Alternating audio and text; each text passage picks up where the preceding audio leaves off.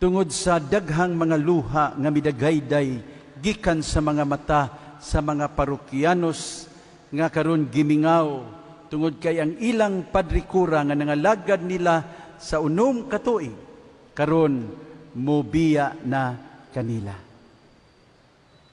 I'm sure dili lang ang mga parokyanos kundi apil usab ang atong mga kaparian mi padagayday ug mga luha sa kamingaw. Ayaw mo kabalaka tungod kay ako nakasabot sa inyong gibati kay sa daghang higayon ako usab na destino ug nabalhin ug mga assignments. Ang Ginoo pod nakasabot pag-ayo sa inyong gibati. Mao nga mga igsoon ko mga kaparian, ako magdasig kaninyo. Kining inyong kamingaw nga gibati karon kanang inyo mga kahigwaos, apil ang inyong mga kabalaka o kahadlok, apil ang inyong kalipay o mga paglaom, kining tanan dalhon nato ngadto sa Ginoo diha sa atong mga pag-ampo. Dalhon nato sa pag-ampo tungod kay kundili kining tanan magpabilin nga mga tawhanong kalihukan ug walay kahulugan. Mahimo ba atong pakpakan ug dasigon ang tanan? Sa Ebanghelyo karon, giingnan ni Jesus ang mga tinun-an. You are the salt of the earth. You are the light of the world. Sa panahon ni Jesus, ang asin usa ka bililhon kaayo nga butang. Sa panahon nga wala pay refrigerator ug wala pay preservatives, ang asin mao'y gamiton sa mga tao aron sa pagpalahutay ug mga pagkaon. Kaniadto ug hangtod karon ang asin mausay gamiton sa pagtimpla ug pagpalami sa pagkaon. One important thing about salt, it is meant to be used, not to be kept apart. Kung dili siya gamiton, mawad-an siya bili. Ingon usab niini mga igsuon, kabililhon ang suga sa lampara. Sa panahon nga wala pay electricity, wala pay battery, wala pay solar power, ang lampara mao'y gisaligan sa mga tao panahon sa kangit-ngit ug kagabhion. Just like salt, a lighted lamp also is meant to be used, not to be hidden. Being called the salt of the earth, the light of the world by Jesus, was not meant to be a compliment. Dili ni usa ka pagdayig, dili ni titulo o ramgo nga ipasigarbo, kundili usa ka dakong tahas o misyon nga gihatag ni Jesus kanato nga iyang mga sumusunod. And hope you don't miss it. We are not called to be salt for ourselves. Rather, we are told to be salt or seasoning for others. And we are not to shine our light so others are dazzled by our brilliance. We are rather to shine our light so that others will find their way to God. Kamo ang asin, kamo ang kahayag sa kalibutan. Mga igsoon, atong hinumduman, nga ang unang gisultihan niini, mga ordinaryo kaayo nga mga tao, mga kabus, mga ultimo, sa unsa mang pagkaunsaha, nga kining mga gagmay sa kadilingban, maumay gilauman ni Jesus, nga maghatag og kanindot og kahayag sa katawhan.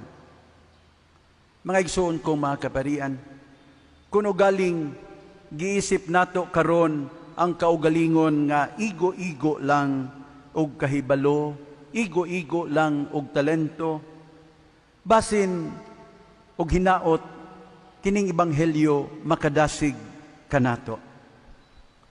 Bisan ordinaryo nga tao, mahimo man nga magmatinud-anon. Wa ba di ay munindot ug mulamdag ang kalibutan sa dihang dihay gibalita nga usa ka taxi driver nga miadto sa presento sa pulis aron iuli ang bag sa iyang pasahero nga dihay sulod nga 500,000 pesos. Bisan ang kabus, mahimo man nga magmanggihatagon.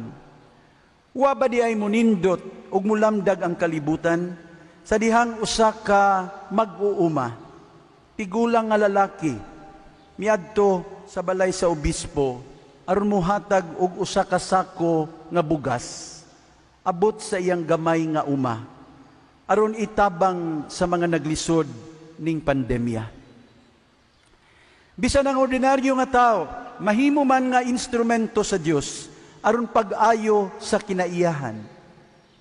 Wa ba di ay munindot ug mulamdag ang kalibutan sa dihang adunay usa ka batan-on nga babae nga nangulo sa plastic-free Bohol movement ug namunit og mga plastic materials diha sa kabaybayunan. Bisan ang ordinaryo nga tao, makaluwas man og daghang mga panimalay. Wa ba munindot ug mulamdag ang kalibutan sa dihang usa ka lay minister ang nagsugod og pagpangayo og mga gubaong balay sa iyang mga silingan ug mao'y nahimong inspirasyon sa balay sa Kabus Foundation. Bisan ang ordinaryo nga tao, makahimo man sa buhat sa pagpanudlo ug pagsangyaw. Wa ba munindot ug mulamdag ang kalibutan sa dihang usa ka batan-ong lalaki ang naghimo og kariton classroom para sa mga pobreng kabataan diha sa kadalanan? Mga igsoon, kung ang ordinaryo nga tao mahimong asin o kahayag sa kalibutan, unsa nakaha kung ikaw obispo? Unsa nakaha kung ikaw pari, gobernador o mayor? Unsa nakaha kung ikaw abogado, doktor, prinsipal, teacher, negosyante? Pwede gyud kaayo. Basta lang huptan nato ang hunahuna kinaiya o kasing-kasing sa Dios.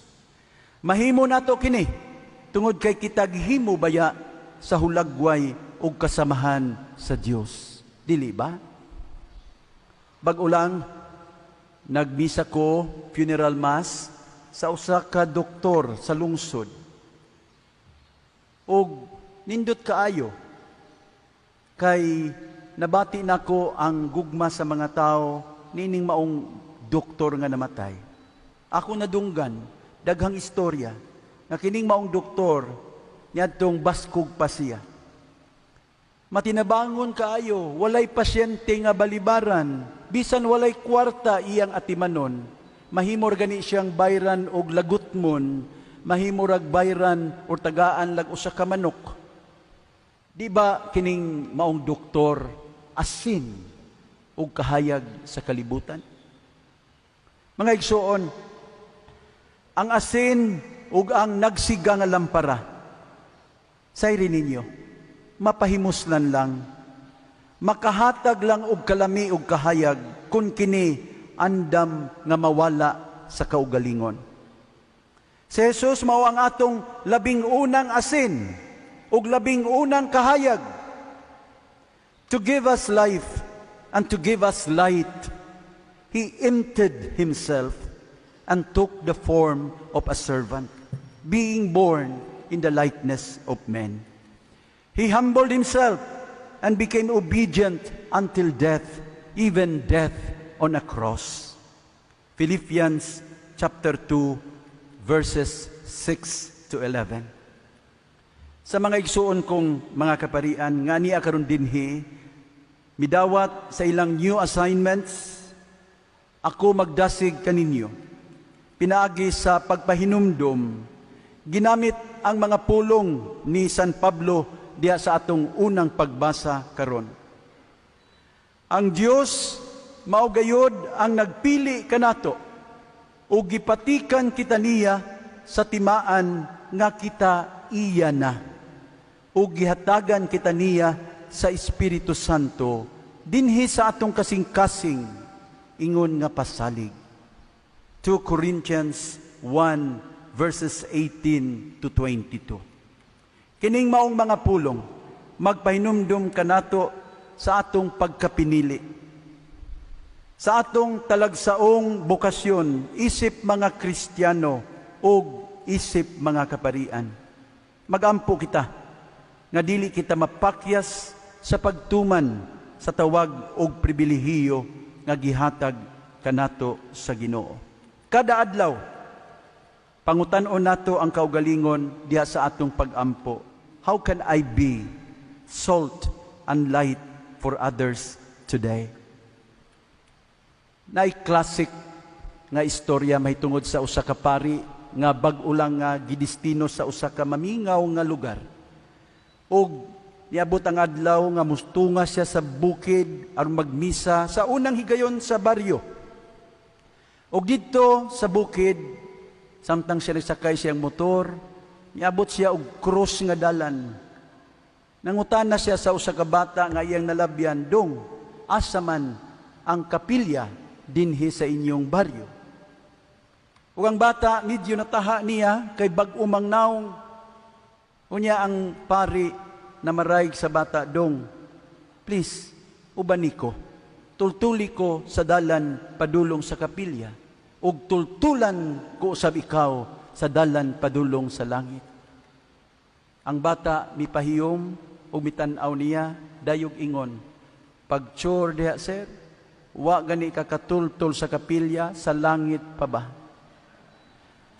Mga igsoon ko mga kaparian, let us pray and ask the Lord to teach us and to lead us the way to heaven so that we can do the same to these people entrusted to us.